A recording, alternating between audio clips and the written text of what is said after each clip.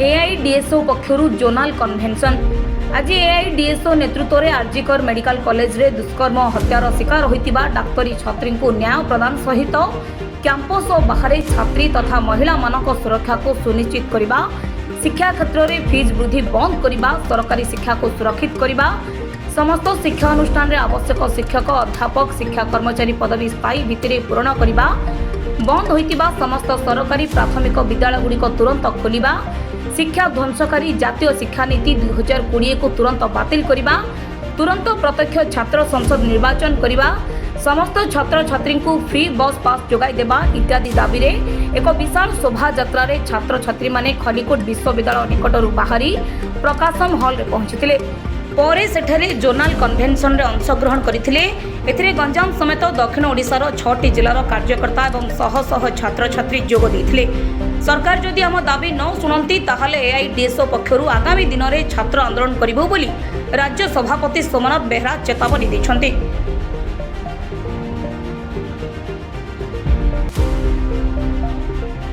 गोटे दक्षिण ओडिशा जिला मान को लेकिन गोटे जोनाल कन्वेंशन आम आयोजन करूँ। जो आरजीकर मेडिकल कॉलेज रे डाक्तरी छात्री ऊपर जो अमानवीय गणधर्षण हत्या होता तुरंत तदंत करा जाऊ। जातीय शिक्षा नीति 2020 जो शिक्षा ध्वंसकारी शिक्षार घरोईकरण व्यापारीकरण शिक्षार सांप्रदायिकरण शिक्षार केन्द्रीकरण आने प्रचेषा कर शिक्षा को धंदामुखीकरण प्रचेषा कर बातिल करा जाऊ। शिक्षक अध्यापक पदवी शिक्षा कर्मचारी पदवी ओडिशार प्राय स्कूल कॉलेज यूनिवर्सिटी खाली पड़ी से तुरंत पूरण करा जाऊ एवं ता सहित परीक्षा परिचालन ठीक भाव में करा जाऊ। छात्री मान सुरक्षा प्रदान करा जाऊ एवं बर्तमान जो 4 वर्षिया डिग्री कोर्स लागू कर बातिल करा जाऊ। समस्त को छात्र छात्री को फ्री बस पास प्रदान करा जाऊ।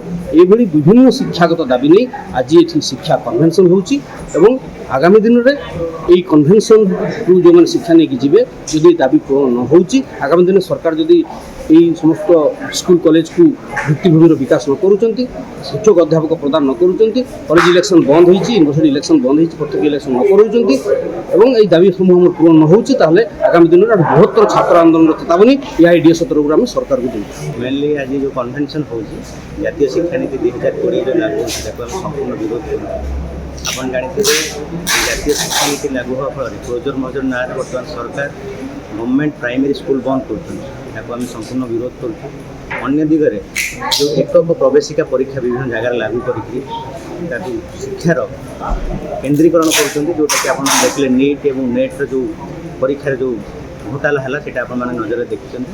तो अन्य दिगे देखिए छात्र छात्री मान गणतांत्रिक अधिकार को नष्ट करने शिक्षानुष्ठान गणतांत्रिक वातावरण को नष्ट करने 2018 मसीह छात्र संसद निर्वाचन बंद कर यही समस्त दाबी आज ये कन्वेंशन होची दक्षिण ओडिशार कन्वेंशन होची आगामी दिन में सब दाबी नहीं जोरदार आंदोलन कर। ब्यूरो रिपोर्ट विप्लवी परिक्रमा।